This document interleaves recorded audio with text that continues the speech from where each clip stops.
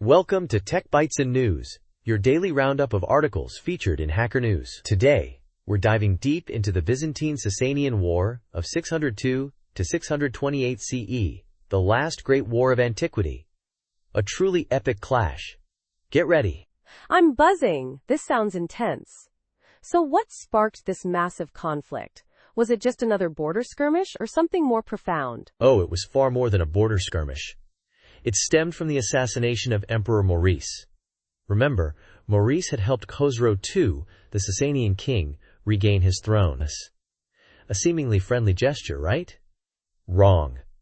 The murder of Maurice and his family gave Khosrow the perfect pretext for war. Revenge!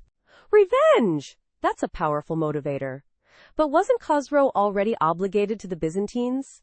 I mean, they'd helped him get his crown. Exactly. But the murder changed everything. It allowed Khosrow to frame the war as a righteous act of vengeance, not a betrayal of his benefactor. Clever, huh? He likely saw an opportunity to reclaim lost territories and assert Sassanian dominance. I see. So the war begins. How did it unfold initially? Did the Sassanians just steamroll the Byzantines? Initially, yes. The Sassanians made significant gains. They quickly recaptured lost territories, capturing key cities like Edessa and Dara. The Byzantine Emperor Phocas, who'd seized power through a military coup, proved utterly incompetent.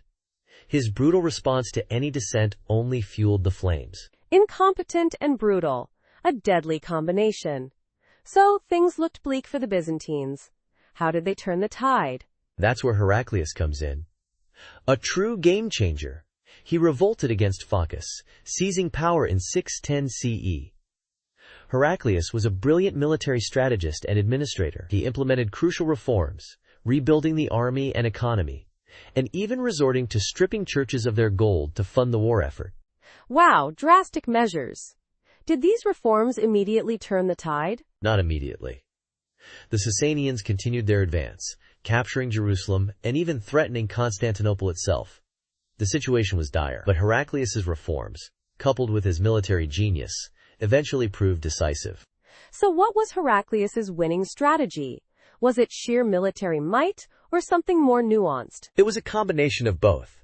He reorganized the army, implemented brilliant tactical maneuvers, and even forged crucial alliances. He cleverly exploited the internal conflicts within the Sassanian Empire. The turning point was the siege of Constantinople in 626 CE. The combined forces of the Sassanians and Avars were repelled, thanks to the strength of the city's walls and the Byzantine navy. That's incredible. So after that, it was all downhill for the Sassanians? Not quite. Heraclius launched a series of devastating counteroffensives, pushing deep into Sassanian territory. He even defeated the Sassanian army at the Battle of Nineveh, a truly decisive victory. This led to the overthrow of Khosrow II and ultimately, peace. Amazing. But what was the lasting impact of this war?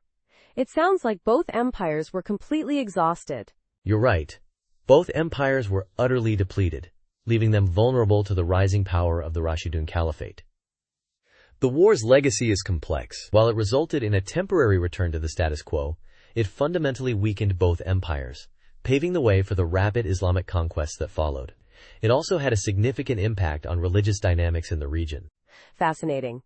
So the Byzantine-Sassanian War, while a monumental conflict in its own right, ultimately served as a prelude to an even greater shift in power in the region. A truly pivotal moment in history. Precisely. A truly epic clash that reshaped the ancient world. And that's our deep dive into the Byzantine-Sassanian War for today. Thanks for joining us on Tech Bytes and News. We hope you enjoyed this historical deep dive. Bye for now. Bye-bye.